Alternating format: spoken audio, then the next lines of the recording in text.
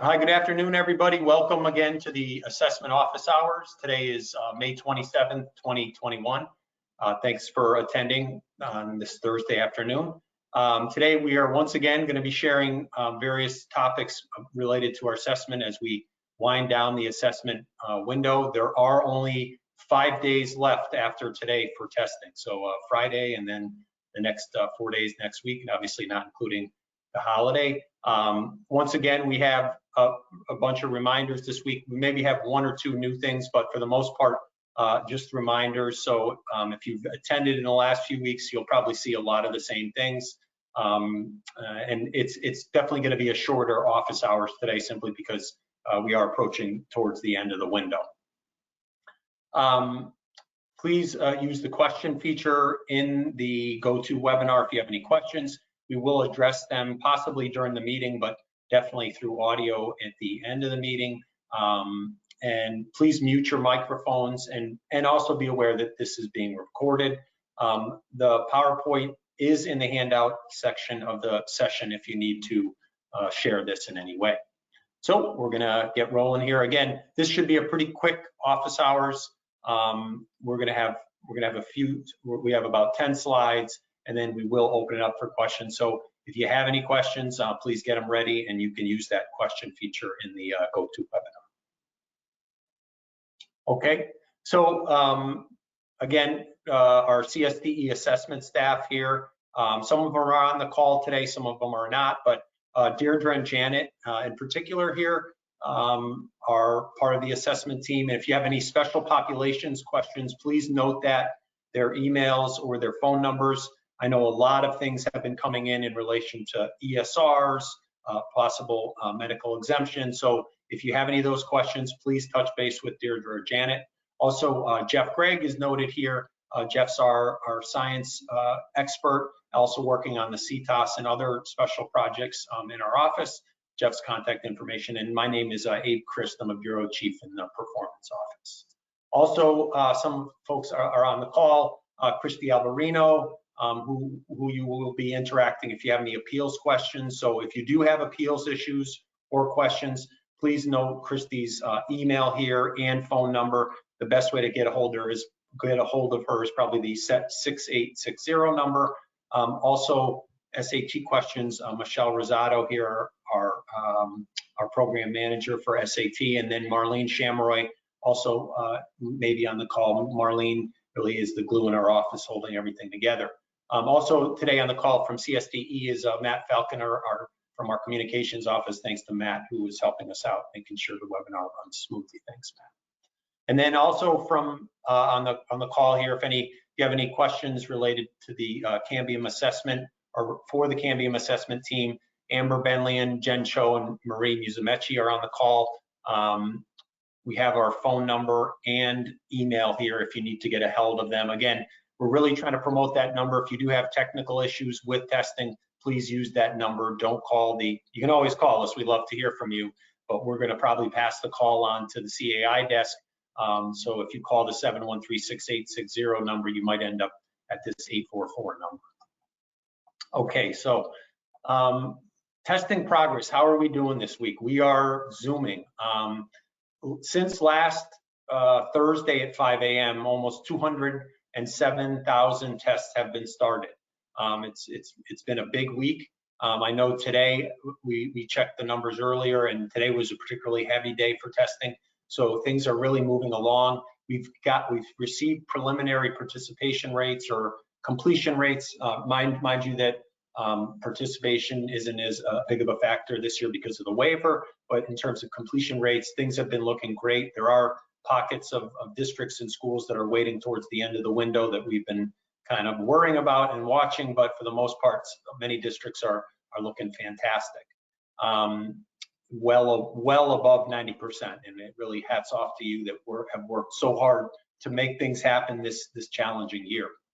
As I said earlier, please be mindful. June 4th is the end of the window. We will not, unless there's a major difference in thinking here, we will not be having an extension. So plan on ending testing or finishing testing by this Friday, June 4th. First up is our survey that we had pushed out a couple weeks ago, the Testing and Learning Experience Survey.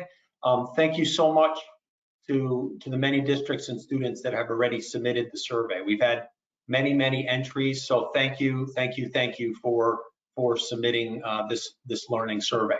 Many of you have asked, well, a little bit about the survey actually before we touch on that is, what is the data going to be used for? First of all, to help evaluate the comparability of scores between remote and in-person testing, and also study the impact of the students' learning model during the school year on academic performance and growth.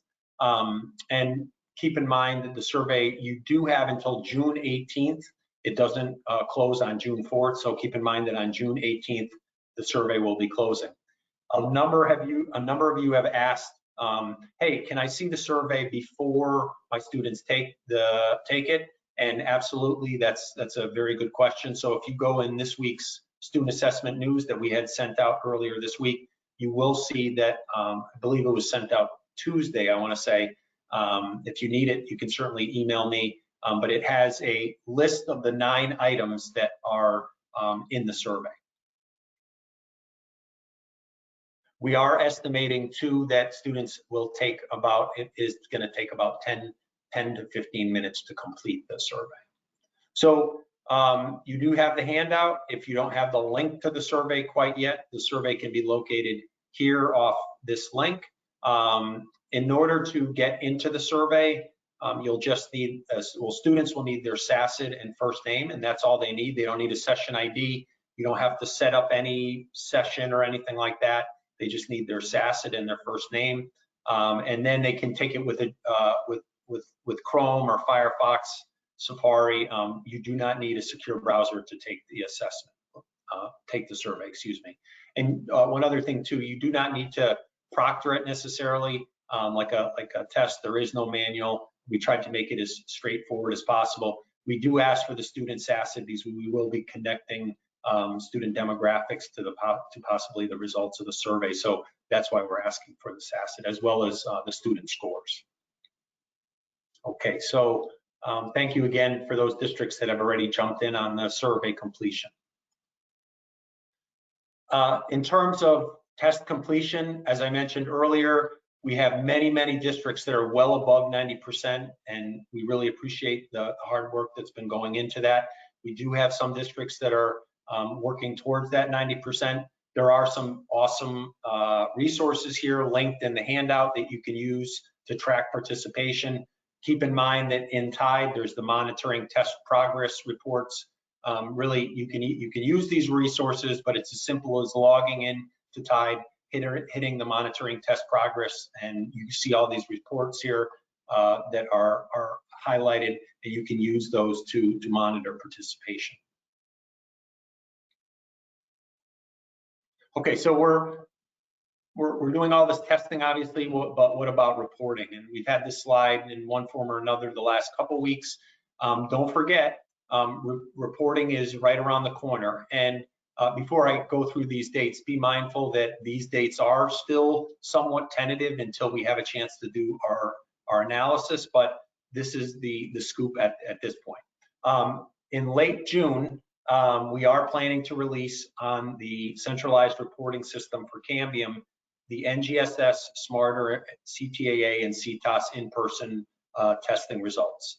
Obviously for CTAA and CTOS, there is only in-person, but for NGSS and Smarter, all results will be pushed up to the CRS for secure district review towards the end of June. So please keep in mind that's coming. I think in years past, we've hit around June 15th. Back in 2019, we hit around June 15th. I think it's going to be a little bit later than that, but maybe a week or so or a little bit more after, you will see results trickling in, or the door open for the reporting system. As I mentioned, more remote testing reporting is pending further analysis. It's looking like later in the summer, or if not even the beginning of the school year, before any remote students would see their results, but those results will be coming at some point too. And just as we've done in years past, ISRs for NGSS, Smarter Balanced, NGSS, Smarter Balanced, CTOS, and CTAA will be coming after Labor Day sometime. Remember, just a reminder, because I know it's been a couple years now, we send that stuff to the district, and then we allow the districts to really distribute in the way that they want to distribute the materials to their parents and guardians. And then what about the survey reporting? We've had some questions about the survey. Well, you're gathering all this data from the survey. What is that going to look like? At this point, we don't have any concrete examples of what the survey reporting will look like if we are actually doing anything specific. As I mentioned before, there was the 2 points that are the primary purpose to study any differences between remote and in-person testing, and then also to also study to see if there's any performance and differences in learning models.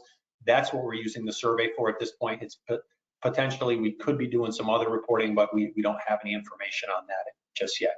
And then we will be doing our EdSite public reporting. Be mindful that we're not doing our usual accountability reporting, so we will be doing some form of assessment reporting for our assessments. It will not look like it has in the past. I've said this time and time again, due to the circumstances this year, there's going to be a different form of reports, and just keep in mind that you won't see like the traditional assessment reporting or the traditional accountability reporting popping up on EdSite. You will just have these assessment reports that are going to look dramatically different. Okay, so I have a couple slides more on the ALT assessments, or rather ALT and our medical exemptions, and then that's going to do it for this office hour. So the first one is late ALT eligibility forms.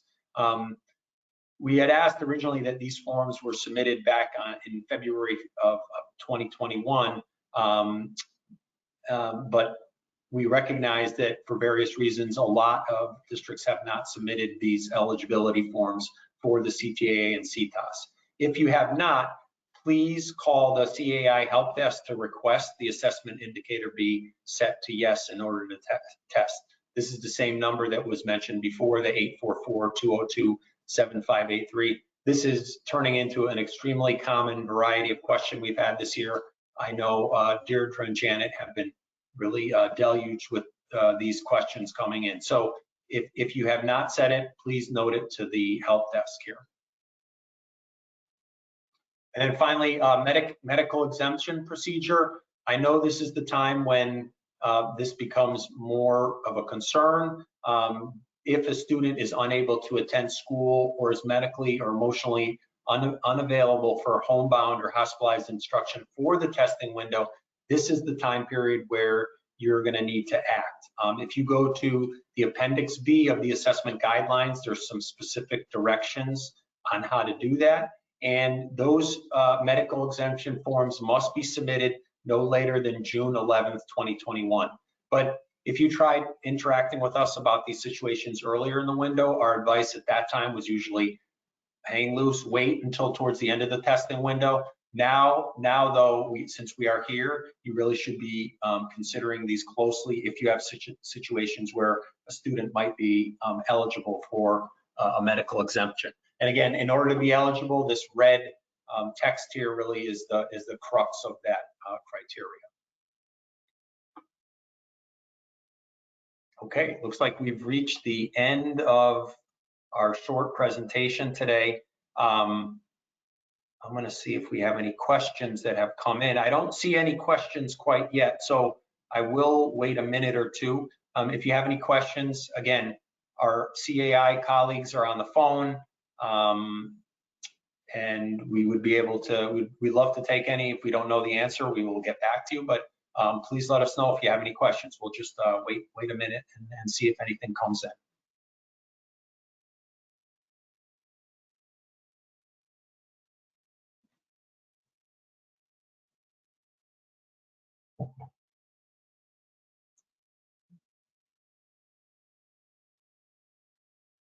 We'd love to hear from you.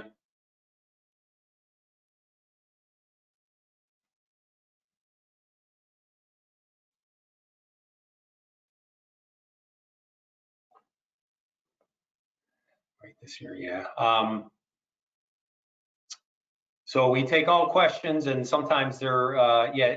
So this question that came in, what do you consider to be a low participation rate this year? You know, we aren't, because of the waiver, we're not looking for the 95. I don't know that we've established a low, but a low. What I can say is that looking at the data now, we've seen many districts well into the 90s, well over. Don't quote me on this because I wasn't prepared to provide this data, but actually, but I know that at this point statewide, actually, and I'm not gonna, I don't want to, I'm not sure of the number, but the statewide number is extremely high.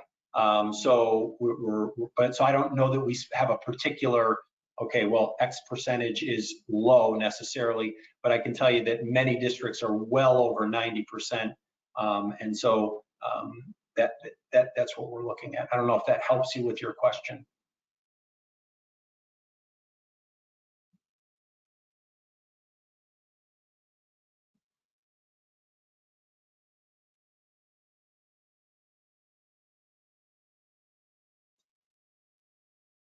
Yeah.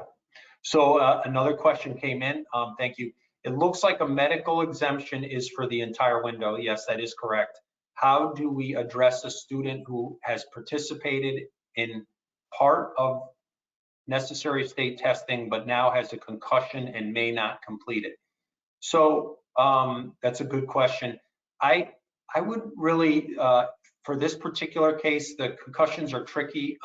I would check in with Deirdre Ducharme. I know we were talking earlier. She's been handling all those this year. So to get really the best information, I would check in with Deirdre.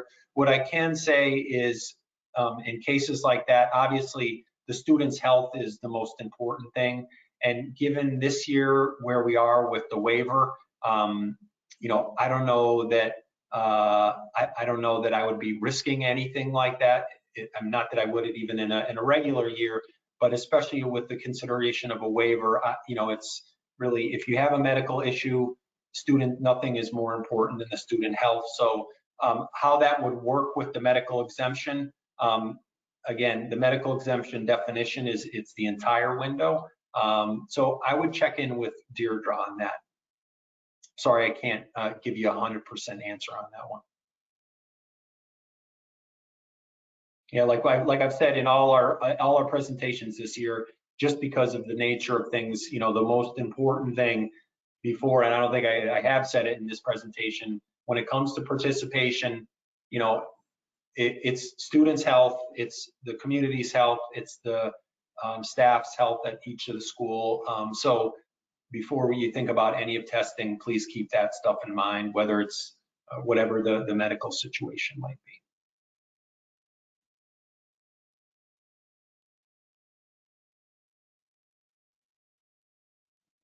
Okay, any other questions coming in? I'll wait another 30 seconds, please.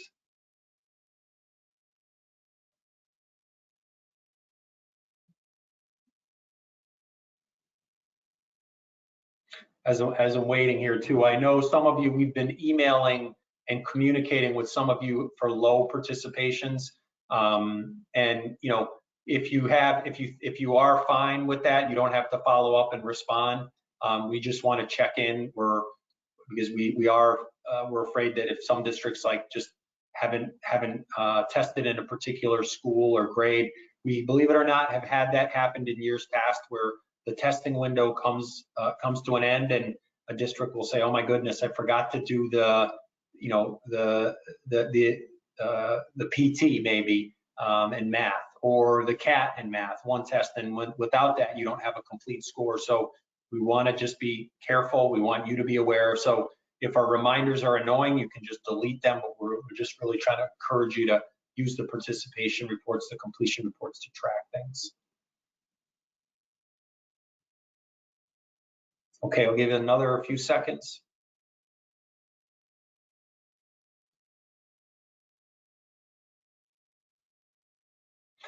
Okay, I want to thank our staff members that are on the call. I also want to thank CAI team for joining us, and then of course you all for joining the presentation today. We really appreciate you taking the time, and thank you so much for all your work this year. We know it's been a challenge. I know it hasn't been easy.